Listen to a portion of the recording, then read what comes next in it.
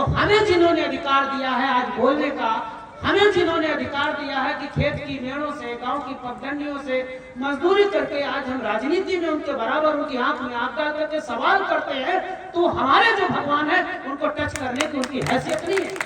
कहीं न कहीं सरकार इन्वॉल्व है, तब उनकी हिम्मत बढ़ती है और वो हमारे वोट के लिए हमारे अपनापन का नाटक करते हैं।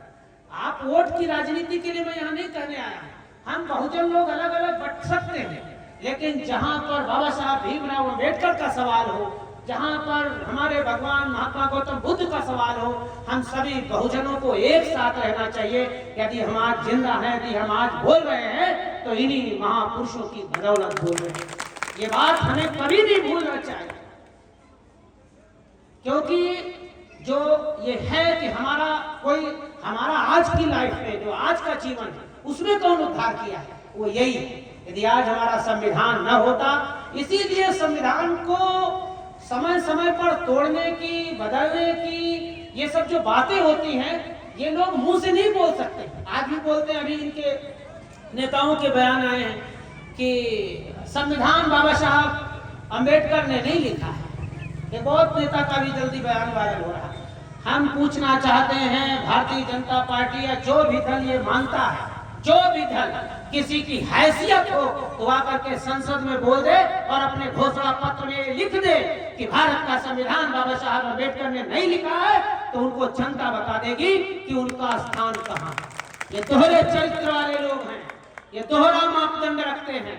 वोट लेने के लिए बाबा साहब के चरणों में आते हैं और जब वोट लेकर के, आशीर्वाद लेकर के चले जाते हैं तो हमें गाली देते हैं। खैर, अंदर मन से गाली तो जीवन पिछले कई दशकों, कई सदियों से देते आ रहे हो, लेकिन मुंह पे तो दे नहीं सकते हो। तो आज भी वो जलन जो है, उस जलन को हमें समझना है। उसका एक ही मंत्र है, उसका एक ही रास्ता है कि हमें जागरूक होना है, हमें पढ़ना है। जब हम पढ़ लिख जाएंगे, वो भी मैं कक्षा 8 की पढ़ाई, कक्षा 5 की पढ़ाई, इसको मैं पढ़ाई नहीं मानता हूँ। जब तक आप शहरों की, राजधानियों की, यूनिवर्सिटियों में चार दीवारियों में नहीं जाओगे, जब तक उस भेदभाव को नहीं जानोगे, तब तक आपको ये एहसास नहीं होगा कि आप क्या। यदि आज हम लोग गांव से लखनऊ पढ़ने न गए होते, यूनिवर्सिटियों में न गए होते, शासन के अध्यक्ष न हुए होते, तो शायद हमें ये भाव न पता चलता और हम अपने जो मूल हमारा है कैडर, जहां से हम निकले हैं, जिस विचारधारा से आए हैं, जो हम बहुजन समाज से आए हैं, तो हम भी बड़ी जाति में गिनते कि हम बड़ी जाति के हैं, आप नीची जाति के हैं। हमें एहसास हुआ है कि हम कौन हैं। लोगों ने इसी में ऊंचा नीचा बना रखा है कि तुम नीचे हम ऊपर। ये बात भूलनी पड़ेगी।